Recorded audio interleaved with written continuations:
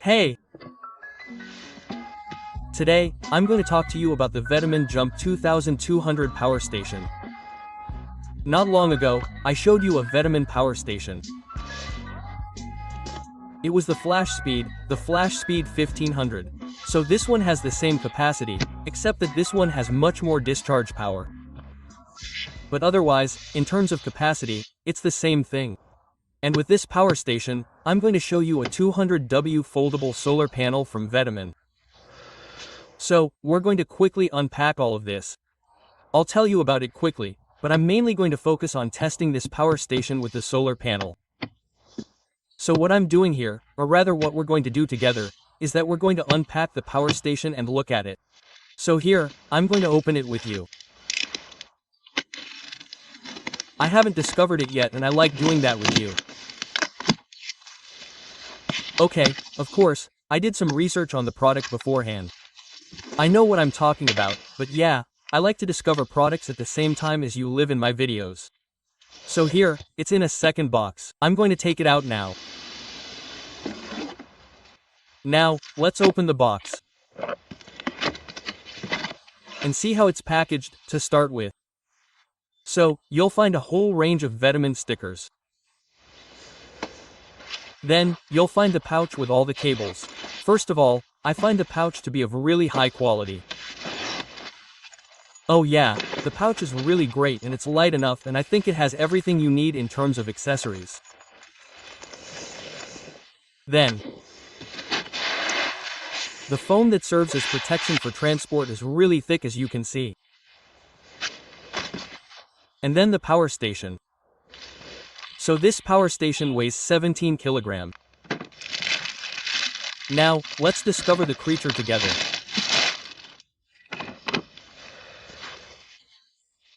First of all, in terms of design, honestly, yeah, I find it really pretty and I like its shape. Let me show you, look. Oh yeah, I really like the design. I think it's really nice. It's really nice. It's really pretty. Anyway, so here, you'll find a carrying handle that's quite big. On the side here, you'll have a ventilation grid. Same on the other side, so the fan is either on this side or that side, I don't know. Then, on the front, you'll find all the sockets. So I'm not going to describe them all, but you're actually afraid of 12. So here, it will allow you to connect a solar panel of up to 400W here. You have 2 USB-C sockets, 3 USBs, a cigarette lighter socket, 2 5521 sockets and 3 220 sockets.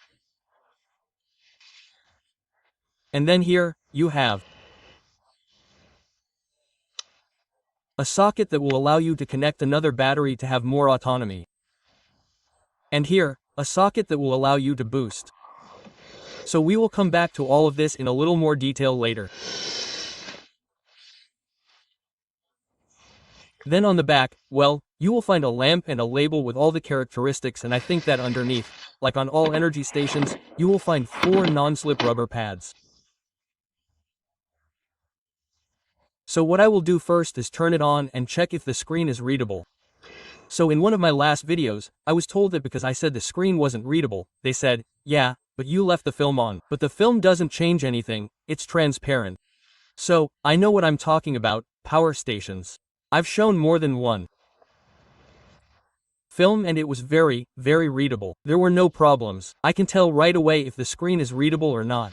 Anyway, what I'm going to do here is start by turning it on. So, you see, even with the film on, you can see that the screen is readable, no problem. And well, it's funny, you see, there's no real on-off button on this battery, on this power station. You turn it on directly by pressing the button of the sockets you want to turn on. So, regarding the screen, well, it's pretty simple. Here, you have the percentage, capacity 82. There, it's charged to 82%. And here, you have, there, I just activated the 220 sockets. We heard the ventilation. Here, you have the watts, which means the power that will come in or go out. And here, you have the usage time or the time left to charge the power station. So its capacity is 1548 Wh. To compare it to a standard lithium battery in American, it's equivalent to a 130 amp lithium battery. That way, it gives you a rough idea of its capacity. Or if you want 1548 W, well basically, you'll run a 1000 W heater for 1 hour and 3. Earlier, I told you that you could increase its autonomy capacity because here, you see, there is the small battery logo with a plug there. You will be able to connect another battery to it, which will take you from 1548 Wh to 3096 Wh. So, you will be able to increase it to 260 amps. Before I continue talking to you about this power station, I want to look at what is inside this pouch because, well, it is a bit heavy and I am curious to know what is inside. Oh, okay. Actually, there is the charger which is separate, which is not inside the power station. So it's true that on the one hand, it makes the power station lighter for transport, but on the other hand, it gives you an additional accessory to take with you, and you definitely shouldn't forget to have your charger with you if you want to charge it from the mains. So on the plus side, it makes it lighter. On the minus side, it gives you that extra thing to remember and to carry around. I know that I prefer to have it inside the power station. So there you have it. So you have the charger with the mains cable that goes on it.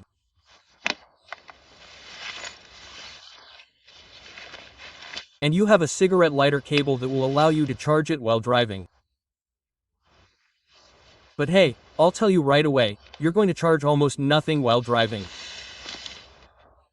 And you have a USB-C USB-C cable. And a USB-C USB-C cable. So, in the end, there's not much in terms of cables. I would have liked it if the power station had provided you with a cable for the solar panel, you see, an MC4 cable, you see.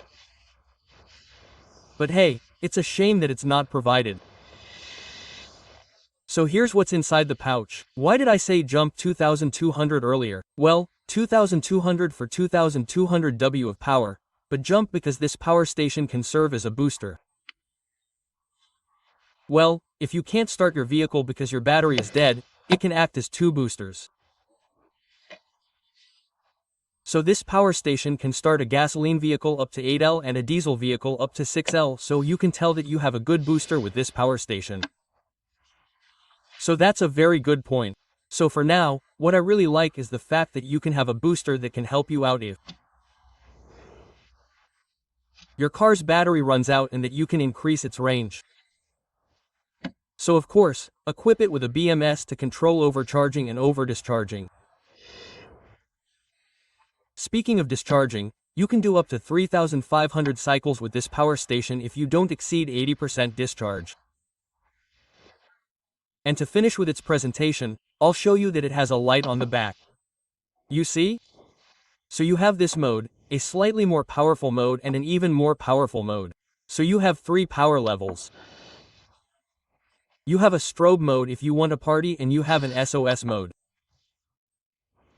Now, I'm going to test this power station and I'm going to start by charging it, to see how much it takes with this big block, this big charger.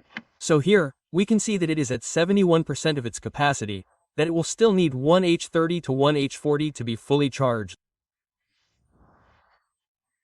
And that it absorbs 313W. 313W is not a huge amount of charge, especially for a large box like this. So, it absorbs 313W. When you plug it into the mains and you can connect up to a 400W solar panel. Now, we are going to test the loads because it announces 2200W, 4400W peak. So, we are going to try to push it to the maximum, to see if it delivers 2200W. So, what I am going to do first is to turn on the heating. So, to do that, I am going to activate the 220W sockets. So, the heating draws about 1770W, that's the noise of the station. I'm going to move away a little bit so we can hear it. So we can't say that it's really quiet. Now what I'm going to do is I'm going to plug in and turn on the chisel.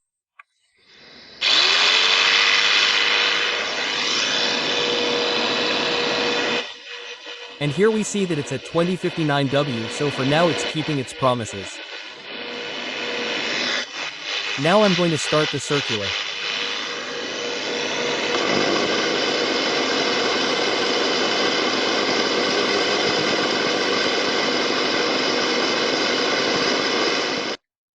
So I don't know if we saw the camera correctly, but what happened is that we had a peak at 2500W, and with the heating, the circular axis and the sauté pan, we were running at an average of 2260W, so for now, it's keeping its promises because it's advertised at 2200W. I'm still going to try to increase it a little more to see how it behaves.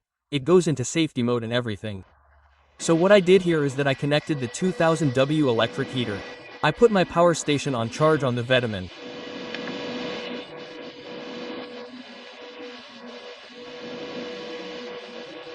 And what I noticed is that the VTOMAN power station doesn't go into safety mode. It blocks at about 2270W, roughly 2300W, so here, in fact, the heater isn't running at its maximum capacity. You see, it's at maximum but it's running at a really low speed, and the power station isn't running at maximum.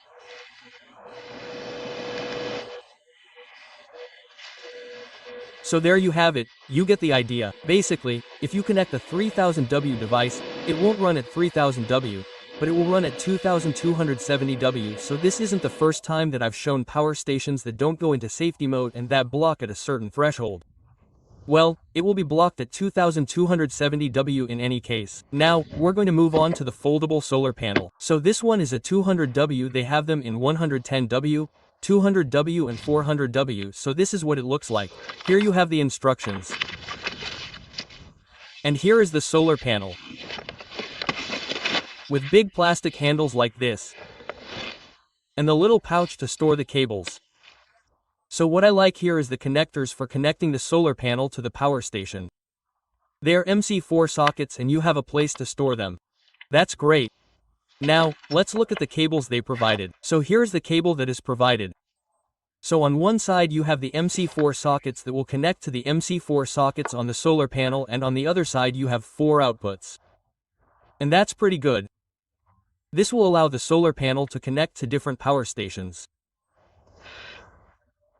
So you have an XT90 plug, an XT60 plug, a DC plug, and an Anderson plug. So that's a really good point. So earlier when I presented the power station, I said that it didn't provide a cord to connect to a solar panel. But on the other hand, the cord that comes with the solar panel is really great. Now, what I'm going to do is look at the length. So here's the length of the cable. It's really not long. I'd say it's about 1.50 meters. Now, I'm going to test the solar panel. Another thing I like is the opening. It's made of magnets, not Velcro, so it's pretty good. The panel is quite rigid. That's a really good point. So you can already see that it stands up on its own without having to put its feet on it. That's why I think it's really good. So here's the solar panel unfolded.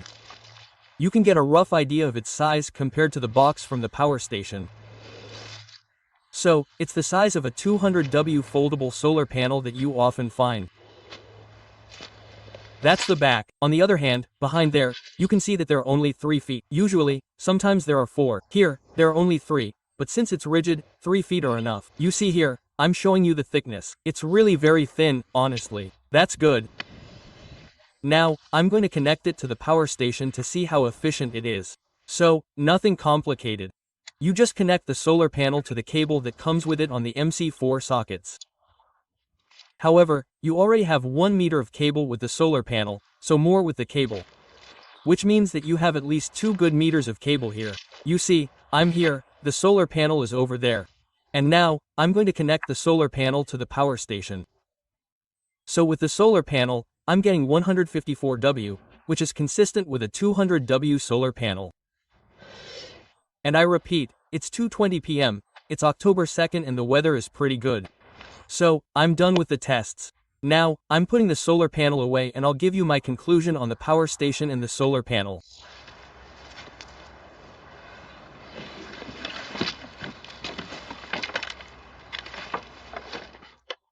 In fact, what I hadn't noticed is that you wrap the handle around the cable to store the cable. Their system is really well designed. And then you put the MC4 plugs in their housing. Yeah, I think the system for winding the cable and storing the connectors is really well thought out.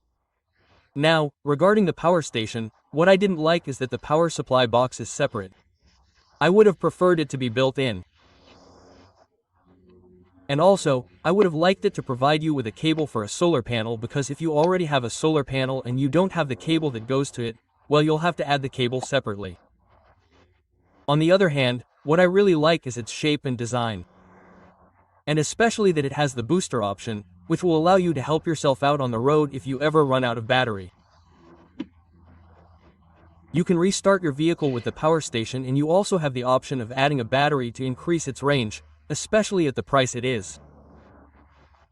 I'll tell you the price later, and in terms of power, I have no complaints. The promised 2200W is easily achieved. We saw that we were at about 2270W and 2270W for our converted vehicles. It's more than enough. And as for the solar panel, I have no negative points, On the contrary, I find it very good. What I really liked is the cable storage and being able to store the MC4 sockets. I find it very clever. And the same for the storage with elements, I find it really effective. It's rigid, which is good because sometimes when it's too flexible, it's a bit annoying to implement. So again, very good point. So the solar panel is tip-top. As for the prices, at the time I was filming the video, the power station was €599. The solar panel was €309, and you have the option of getting the combo, which means it'll always be a little cheaper. The power station and solar panel combo is €850. And if you ever want to double the autonomy to reach 3096W by adding the module on top, you have the module plus power station combo for €979. So 3096W for €979. I think that's more than reasonable.